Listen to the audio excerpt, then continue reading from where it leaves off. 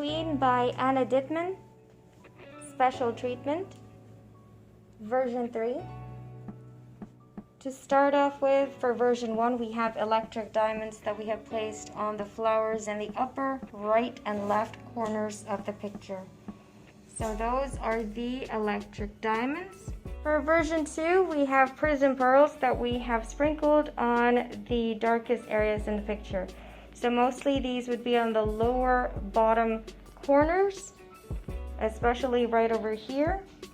So place them in all of the dark areas except for the area that represents her face. So you can sort of place some over here if you'd like, but focus more on the darker section. And then for version 3 is gold crystals that we have sprinkled on the yellow flowers.